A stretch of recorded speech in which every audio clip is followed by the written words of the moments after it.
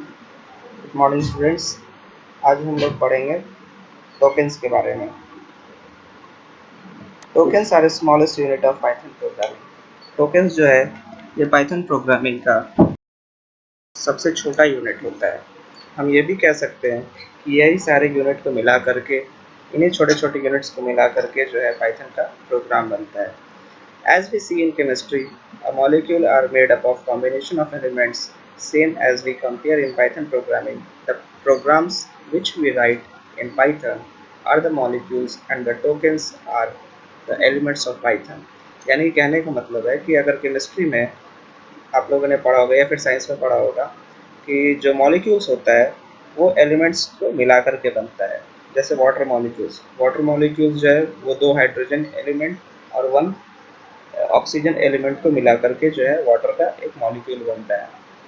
उसी तरीके से हम लोग पाइथन प्रोग्रामिंग में कंपेयर करें तो पाइथन का जो प्रोग्राम है वो एक तरह का मान लीजिए मॉलिक्यूल्स है और उसके अंदर जो भी टोकन्स यूज़ किए गए हैं वो क्या है, वो एलिमेंट्स है पाइथन के। Okay, so there are 5 types of tokens in Python.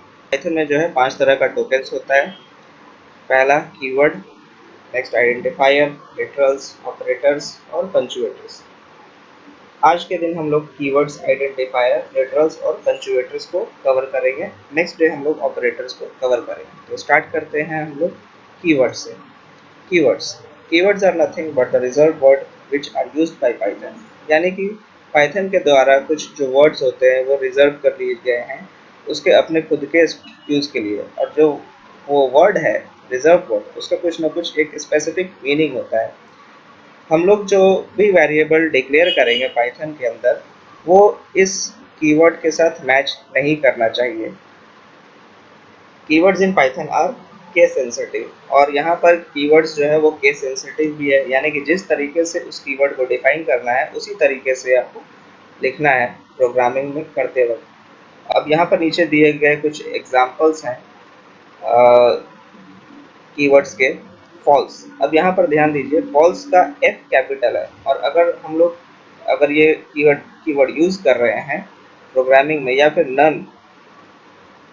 None जो कीवर्ड है वो हम यूज़ कर रहे हैं पाइथन के प्रोग्रामिंग में, तो जिस तरीके से जो लिखा गया है वही तरीके से हम लोग को वहाँ पर प्रोग्राम में यूज़ करना है। अगर एन कैपिटल है तो एन कैपिटल लिखना होगा। अगर सारा चीज़ स्मॉल में लिखा हुआ है, जैसे कंटिन्यू सारा चीज़ स्मॉल में लिखा हुआ है और आप कैपिटल में लिख रहे हैं तो वहाँ पर वो गलत हो जाएगा। इसलिए इसको बोला गया है केस सेंसिटिव, यानी जिस तरीके से लिखा जाता है वैसे ही हम लोग को भी यहाँ पर लिखना है। तो यहाँ पर false, class, finally, is, return, none, continue, for, from, not, import, else, ये सब सारा जो है ये सब इसका रिजर्व कीवर्ड है। इस सारे नेम से जो है हम लोग वेरिएबल्स डिक्लेयर नहीं कर सकते हैं। और भी बहुत सारे कीवर्ड्स है लेकिन कुछ कॉमनली यूज्ड कीवर्ड ये हैं। नेक्स्ट इसके बाद आइडेंटिफायर्स। आइडेंटिफायर्स क्या होता है? Identifiers in Python are nothing but user-defined names to represent variables। यानी कि जो भी चीज़ हम लोग डिक्लेयर करते हैं पाइथन के अंदर, जैसे वेरिएबल्स हो गया, फंक्शन हो गया या क्लासेस हो गया, उसको हम लोग आइडेंटिफायर कहते हैं। अब यहाँ पर आइडेंटिफायर को नेम करने का यानी कि लिखने का कुछ स्पेसिफिक रूल है, जो कि सबसे पहला है, you can define the variable using letter A to Z, number 0 to 9 और एन अंडरस्कोर। यानी कि जो भी हम लोग आइडेंटिफायर जो क्रिएट करेंगे, या फिर सपोज कर लो एग्जांपल के तौर पर हम लोग वेरिएबल यहाँ क्रिएट कर रहे हैं, तो कोई भी वेरिएबल हम लोग क्रिएट करेंगे तो अल्फ़ाबेटिकल टर्म्स में लिखाना हो लिख सकते हो, या फिर अल्फ़ाबेट और नंबर कॉम्बिनेशन से लिख सकते हो, या फिर इसमें अगर कोई सिंबल ऐड करना है तो अंडरस्कोर के अलावा कोई और सिंबल हम लोग ऐड नहीं कर सकते हैं। फॉर एग्जांपल यहाँ पर हम एक वेरिएबल ले लेते हैं a इक्वल्स टू 1। तो a क्या है? ये एक अल्फ़ाबेट है, और a जो है ये मेरा वेरिएबल हो गया, और उसके अंदर हम लिख दिए क्या? 1, यानी उसके अंदर हम स्टोर कर दिए 1। तो इस तरीके का वेरिएबल हम लोग डिक्लेयर कर सकते हैं। वेरिएबल डिक्लेयर करना होगा तो a अंडरस्कोर b इस तरीके से भी कर सकते हैं। आगे हम लोग एग्जांपल देखेंगे कि वेरिएबल का टाइप्स क्या क्या होता है, इस तरीके से हम लोग वेरिएबल लिखते हैं। सेकंड आता है you cannot use digits to begin identifier, यानी कोई भी वेरिएबल्स या फंक्शंस को हम लोग डिक्लेयर करेंगे तो उसके पहला जो लेटर है वो डिजिट्स नहीं होना चाहिए। डिजिट्स बाद में लगा सकते हैं, सपोज ABC 1 ये करेक्ट है, लेकिन 1 ABC जो है वो गलत है। You cannot use reserve word to declare an identifier, reserve word का हम लोग वेरिएबल्स या फंक्शन नहीं बना सकते हैं। Other than underscore you cannot use any other characters like exclamation, at the rate, hash, dollar etcetera. Underscore को छोड़ा करके हम लोग कोई भी स्पेशल कैरेक्टर्स जो है यूज नहीं कर सकते हैं। For example first space name, variable बनाने के लिए हम फर्स्ट नेम लिखेंगे तो फर्स्ट नेम एक साथ लिखना है, ठीक है, और उसमें कोई भी स्पेस नहीं देना है। अगर स्पेस दे दिए यानी फर्स्ट स्पेस नेम अगर हम लिख दिए तो वो गलत हो जाएगा। नेक्स्ट इसके बाद आता है हाँ ये examples of valid identifier, roll underscore number ये सही है, admin underscore Nile underscore new variable underscore NV1 underscore 1 student. यहाँ पर अंडरस्कोर स्टार्टिंग में दिया हुआ है इसलिए ये वैलिड है, ठीक है, इसमें कोई प्रॉब्लम नहीं है इस वेरिएबल में। X123 XYZ ABC salary roll number etcetera, इस तरीके से जो है हम लोग वेरिएबल्स को डिफाइन कर सकते हैं, या फिर फंक्शंस को भी डिफाइन करना होगा तो इसी तरीके से हम लोग फंक्शंस डिफाइन करेंगे। यही सारा आइडेंटिफायर होगा। एग्जाम्पल्स ऑफ इनवैलिड आइडेंटिफायर, अब इनवैलिड आइडेंटिफायर कौन सा है, तो ये 1 स्टूडेंट लिखा हुआ है ये गलत है क्योंकि स्टार्टिंग में न्यूमेरिक आ गया, नंबर आ गया, इसलिए ये क्या है गलत है। N%4, अब यहाँ पर स्पेशल कैरेक्टर आ गया इसलिए ये गलत है। स्पेशल कैरेक्टर हम लोग सिर्फ और सिर्फ अंडरस्कोर ही यूज़ कर सकते हैं, इसके अलावा कोई भी स्पेशल कैरेक्टर हम लोग यूज़ नहीं कर सकते हैं। फर्स्ट नेम, जैसे अभी हम बात कर रहे थे फर्स्ट नेम, तो फर्स्ट स्पेस नेम लिखा हुआ है, अगर इसी को हम लोग यूज़ करना है तो फर्स्ट नेम बिना कोई स्पेस का लिखेंगे तब जाकर वो सही होगा, ठीक है। और यहाँ पर ये फर्स्ट स्पेस नेम लिखा हुआ है ये गलत हो गया है क्योंकि बीच में स्पेस आ गया है। नन, नन ये एक रिजर्व वर्ड है इसलिए जो है हम लोग इसको यूज़ नहीं कर सकते हैं। नेक्स्ट आता है लिटरल्स। लिटरल्स क्या है, so literals can be defined as data that is assigned to a variable or constant। literals data type होता है जो कि हम लोग डिफाइन करते हैं या डिक्लेयर करते हैं पाइथन के अंदर। पाइथन के अंदर टोटल 4 तरह के लिटरल्स होते हैं, string literals, numeric literal, Boolean literal और स्पेशल लिटरल्स। स्ट्रिंग लिटरल्स के अंदर दो पार्ट होता है, सिंगल लाइन स्ट्रिंग और मल्टी लाइन स्ट्रिंग। इसके बारे में हम लोग डिटेल में आगे पढ़ेंगे। सबसे पहले string literals. String literals are those text that you specify under single और डबल कोटेशन।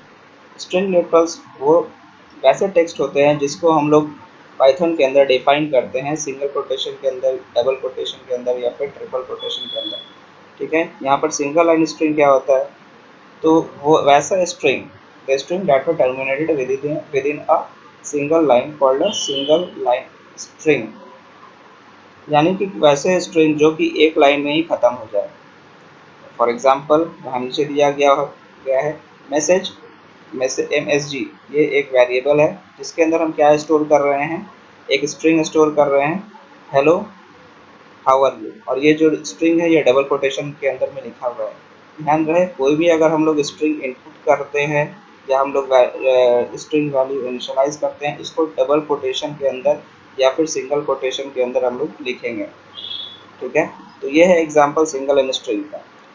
तो यहाँ पर गलत है, मैसेज नहीं होगा, यहाँ पर MSG। अब ये प्रिंट कमांड उसको मिला तो यहाँ से वो मैसेज जो है नेक्स्ट लाइन में यहाँ पर प्रिंट कर दिया। ये जो एग्जांपल है मैंने इंटरैक्टिव मोड में जाकर के इसको प्रिंट किया है, ठीक है। तो स्ट्रिंग लिटरल्स क्लियर हो गया, वैसे टेक्स्ट जो कि हम लोग यहाँ पर वेरिएबल्स के अंदर असाइन करते हैं, चाहे वो सिंगल कोटेशन के अंदर में या फिर डबल कोटेशन के अंदर में लिख करके असाइन करते हैं, तो वो हो गया स्ट्रिंग लिटरल्स। स्ट्रिंग लिटरल्स का पहला टाइप है सिंगल लाइन स्ट्रिंग, यानी जो एक ही लाइन में जो स्ट्रिंग समाप्त हो जाए उसको सिंगल लाइन स्ट्रिंग लिटरल कहते हैं। इसके बाद आता है multi line string literal. A piece of text that is spread along multi-line is called a multi-line string। multi-line से ही समझ सकते हैं कि यानी कि वैसे टेक्स्ट जो कि एक लाइन में कंप्लीट नहीं हुआ हो उसको कंप्लीट करने के लिए मल्टीपल लाइंस का ज़रूरत पड़ा हो, तो उसके लिए जो है हम लोग यहाँ पर बैकस्लैश या फिर ट्रिपल कोटेशन का यूज़ करेंगे। यहाँ पर एग्जांपल में देख सकते हैं, एग्जांपल 1 में मैसेज इक्वल्स टू मैसेज एक वेरिएबल ले लिए हैं और यहाँ पर उसके अंदर हम वैल्यू स्टोर कर रहे हैं हेलो, उसके बाद बैकस्लैश दे दिया है और बाकी का जो लाइन है वो नेक्स्ट लाइन में हम लिखे हैं हाउ आर यू। और उसके बाद कमांड प्रॉम्प्ट पर हम प्रिंट कमांड का यूज़ किए हैं, प्रिंट फंक्शन का, और उसके अंदर हम वेरिएबल डाल दिए हैं मैसेज। अब जैसे ही ये एग्जीक्यूट किया तो इस लाइन का जो भी एग्जीक्यूशन है वो यहाँ पर इस लाइन में दिख रहा है हेलो हाउ आर यू। ठीक है, एग्जाम्पल 2 है जहाँ पर हम ट्रिपल कोटेशन का यूज़ किए हुए हैं। तो इसी मैसेज वेरिएबल के अंदर में हम यहाँ पर ट्रिपल कोटेशन स्टार्ट किए हैं, हेलो कॉमा दिए हैं, उसके बाद हाउ नेक्स्ट लाइन में लिखे हैं, आर नेक्स्ट लाइन में यू, और नेक्स्ट लाइन में क्वेश्चन मार्क के बाद जो है हम यहाँ पर ट्रिपल कोटेशन बंद कर दिए हैं। उसके बाद फिर हम प्रिंट फंक्शन का यूज़ करके ये मैसेज वेरिएबल में जो भी चीज़ हम स्टोर किए हैं उसको हम प्रिंट करा लिए हैं। तो हेलो हाउ आर यू जिस तरीके से लिखे थे वैसे ही यहाँ पर प्रिंट हुआ है। तो ये है एग्जांपल मल्टीलाइन स्ट्रिंग का। नेक्स्ट इसके बाद आ जाते हैं numeric literals. When we assign a value to variable then that literal is called numeric literals. यानी कि अगर हम लोग पाइथन के अंदर कोई भी नंबर यूज़ कर रहे हैं, चाहे वो नंबर डेसिमल हो चाहे वो नंबर इंटीजर टाइप हो, तो वो होता है न्यूमेरिक लिटरल्स। तो यहाँ पर 4 तरह के न्यूमेरिकल लिटरल्स होते हैं। सबसे पहला है int literals. Numbers can be both positive and negative with no fractional part. यानी इंट लिटरल में वैसे नंबर्स जैसे पॉजिटिव नंबर या फिर नेगेटिव नंबर जो भी नंबर है वो उसको हम लोग लिटरल्स कहते हैं। ठीक है, एग्जांपल में 145, 90, 1546, -145, माइनस 15 एक्सेट्रा, ये सब सारा जो है इंट लिटरल्स में काउंट होता है। लॉन्ग इंटीजर, और इसको हम लोग लिखते हैं डिक्लेयर करते हैं लॉन्ग से। ठीक है, और कैसे डिक्लेयर किया जाता है तो ये इस तरीके से, मतलब कि ये साइंड इंटीजर या फिर इंट का जो है कुछ ना कुछ स्पेसिफिक लेंथ होता है। उस लेंथ से अगर हम लोग एक्सीड कर जाते हैं तो वहाँ पर प्रोग्राम रन टाइम एरर बताने लगेगा, प्रोग्राम में रन टाइम एरर बताने लगेगा। तो अगर हमारे पास बड़ा नंबर है तो उसके लिए हम लोग लॉन्ग इंटीजर का यूज़ करते हैं। ठीक है, यहाँ पर देखिए लिखा हुआ है integers of unlimited size followed by lower case और अपर केस एल। यानी डिक्लेयर करने के लिए नंबर्स और उसके बाद में हम एल लगा देंगे, यानी कि A B C equals to ये वाला नंबर, बड़ा सा नंबर, और उसके बाद हम कैपिटल एल या फिर स्मॉल एल लगा देंगे। तो इसका मतलब वो लॉन्ग इंटीजर है। Float, real numbers with both integer and fractional part. Example -26.6, 3.14, 10 e to the power 5, यानी कि 10 टू द पावर 5 का यहाँ पर एक्सपोनेंशियल फॉर्म है 10 टू द पावर 5। हम लोग यहाँ पर लिखते हैं 10e5। ठीक है, यानी 2 का स्क्वायर या 3 का स्क्वायर लिखना होगा, तो 2 का स्क्वायर अगर लिखना होगा तो 2e2 लिखेंगे। ठीक है, तो ये हो गया एक्सपोनेंशियल फॉर्म। तो ये सब सारा जो भी चीज़ है ये फ्लोटिंग पार्ट में आता है। कॉम्प्लेक्स नंबर जो है ये आप लोग को अभी नहीं पता होगा, 10th में है इसलिए नहीं पता होगा। लोग 11-12 में जाइएगा तो कॉम्प्लेक्स नंबर के बारे में भी आपको पढ़ने को मिलेगा। नंबर को जो है वो 2 पार्ट में डिवाइड किया गया है, एक होता है रियल नंबर और दूसरा होता है इमेजिनरी नंबर। तो ये कॉम्प्लेक्स नंबर जो है इमेजिनरी नंबर का ही पार्ट है। फिर भी यहाँ पर देख लीजिए, numbers can be in the form of A plus B J, यानी कोई भी number A plus B J के फॉर्म में है, जिसमें से ए क्या है, एक रियल नंबर है। रियल नंबर का मतलब जो either natural number, whole number, या इंटीजर्स, या फिर फ्लोटिंग नंबर, कोई भी नंबर हो सकता है। ठीक है, लेकिन बीजे जो है ये एक इमेजिनरी नंबर है। ठीक है, बी कोई भी एक रियल नंबर है, लेकिन जे का जो वैल्यू होता है वो √/-1 होता है, इसलिए इसको इमेजिनरी नंबर कहा जाता है। तो ये है न्यूमेरिक लिटरल्स। न्यूमेरिक लिटरल्स के बाद आता है Boolean literals. Boolean literals have only 2 values. Boolean literals जो है यहाँ पर इसके पास सिर्फ 2 ही वैल्यू होता है, या तो ट्रू या तो फॉल्स। अगर आप लोग को याद होगा एक्सेल में यहाँ पर कोई भी हम लोग रिलेशनल ऑपरेटर का यूज़ करके कोई भी चीज़ कैलकुलेट करते थे, जैसे कि a इज ग्रेटर देन 10, ठीक है। तो अब a में जो भी वैल्यू है क्या वो 10 से बड़ा है, तो ये रिटर्न करेगा या तो ट्रू या तो फॉल्स में, ठीक है। तो आगे हम लोग इसका एग्जांपल देखेंगे बूलियन लिटरल्स का। इसके बाद आता है स्पेशल लिटरल्स।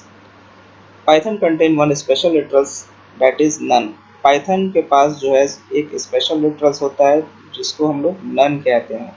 नन जो है अदर लैंग्वेजेस में जैसे नल होता है, किसी भी वेरिएबल में हम लोग को नल वैल्यू स्टोर करना होता है, तो इसके लिए हम लोग वहाँ पर एग्जाम्पल के लिए मैसेज इक्वल्स टू नन, तो यहाँ पर मैसेज एक वेरिएबल हो गया और उसके अंदर स्टोर कर रहे हैं नन, ठीक है। तो मतलब कि मैसेज हो सकता है कि फ्यूचर में कोई ना कोई गार्बेज वैल्यू दे दे, इस वजह से जो है वहाँ पर हम लोग नन स्टोर करते हैं। यही सेम चीज़ अगर दूसरे प्रोग्रामिंग लैंग्वेज में देखा जाए तो मैसेज इक्वल्स टू नन लिखा रहता है, जैसे सी प्रोग्रामिंग में या सी प्लस प्लस में, ठीक है। उसमें नल का यूज़ किया जाता है, यानी कि हो सकता है प्रोग्राम के एग्जीक्यूशन टाइम में मैसेज में जो मैसेज वेरिएबल में हो सकता है कुछ ना कुछ उल्टा पुल्टा, या उसको गार्बेज वैल्यू कहा जाता है, जिस वो गार्बेज वैल्यू ना स्टोर करे, इसलिए हम लोग वहाँ पर नन दे देते हैं, ठीक है। इसके बाद आता है नेक्स्ट आपका fourth literal, punctuators. There are symbols that are used in programming languages to organize sentence structure. Most common punctuators of programming languages are single quotation, double quotation, hash, backslash, small bracket start close, curly bracket start and close, square bracket start and close, comma, colon sign और full stop. यानी कि ये सब सारे symbols को हम लोग use करते हैं प्रोग्रामिंग के लिए, जो कि हर एक लाइन में हम लोग यूज़ कर सकते हैं। जैसे कि प्रिंट फंक्शन में ही आपने देखा होगा, वहाँ पर हम ये स्मॉल ब्रैकेट का यूज़ कर रहे थे, ठीक है। इसके अलावा वहाँ पर जो भी हम उसके अंदर टेक्स्ट लिखना चाहते थे तो उसको हम डबल कोटेशन के अंदर लिख रहे थे, ठीक है। जब आप लोग इफ़ या फॉर लूप के बारे में पढ़िएगा तो वहाँ पर कोलोन साइन यूज़ होगा। अगर कंडीशनल स्टेटमेंट पढ़ेंगे यानी इफ़ एल्स स्टेटमेंट, तो वहाँ पर भी कोलोन साइन का यूज़ होता है। तो ये सब पंक्चुएटर्स जो है हम लोग प्रोग्राम्स में यूज़ करते हैं, ठीक है। तो ये सब तो टोटल यहाँ पर 4 लिटरल्स अभी हम आप लोग को पढ़ा दिए हैं। लास्ट जो लिटरल्स है ऑपरेटर लिटरल, इसको हम नेक्स्ट डे कवर करेंगे। If you have any question, then you can ask me in the comment section. Thank you.